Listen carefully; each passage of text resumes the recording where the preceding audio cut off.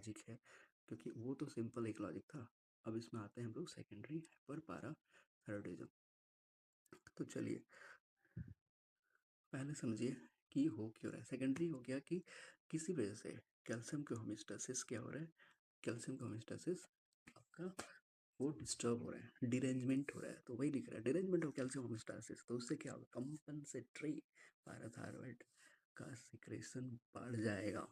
Calcium किसी भी कारण से, जैसे मोस्ट कॉमन जो होते हैं सिक्केडी क्रॉनिक किडनी डिजीज, इसलिए इसको ना ये होते हैं, इसलिए इसको हम लोग रीनल हाइपर पैराथायरॉयडिज्म भी बोलते हैं। इसको इंट्रोड्यूस नाम क्या है, रीनल हाइपर पैराथायरॉयडिज्म बोलते हैं।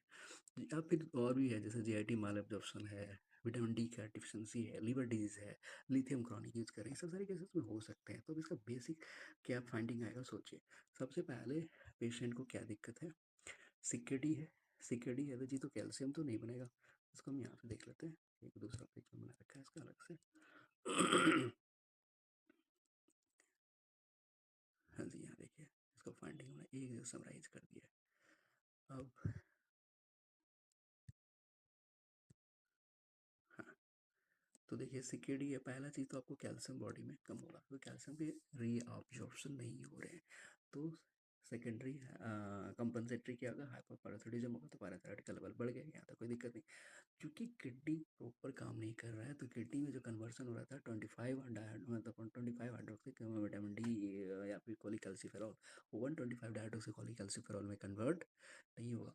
तो उससे क्या होगा, विटामिन डी की बॉडी में कमी हो जाएगी। इसमें यहाँ तक कोई दिक्कत नहीं है। अब तुम्हारा क्या कर रहे थे, विटामिन डी कम होगा, विटामिन डी कम होगा, तो विटामिन डी का हमने जैसे देखा था फॉस्फेट का एक्सक्रीशन लोग कराते हैं, या फिर दूसरा किडनी का ग्रोथ है, तो फॉस्फेट का एक्सक्रीशन नहीं होगा या कम होगा, तो क्या होगा, हमारा बॉडी में फॉस्फेट का लेवल बढ़ जाएगा। तो आपको फाइंडिंग समझ आया कि नहीं, I think point one very clear हो गया होगा, कोई डाउट इसमें नहीं रहा होगा, ठीक है जी। तो अगर आपको सेकेंडरी हाइपरपैराथायरॉयडिज्म समझ में आ गया, कोई डाउट है तो बताना मुझे कमेंट करके, हम इसको फिर करेक्ट कर लेंगे।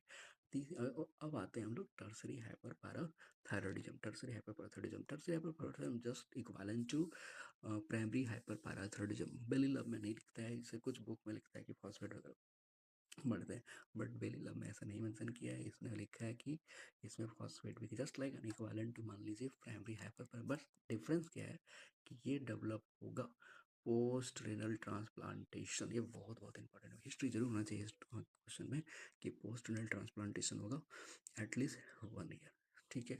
आई होप कि आपको यहाँ तक समझ में आ गया होगा। अगर ये आपको समझ में आ गया, नेक्स्ट पार्ट हम आपको लेके आएंगे कि कैसे क्लिनिकल मैनिफेस्टेशन करते हैं, कब क्या क्या इन्वेस्टिगेशन कराएंगे और क्यों कराएंगे, उसके बाद फिर क्या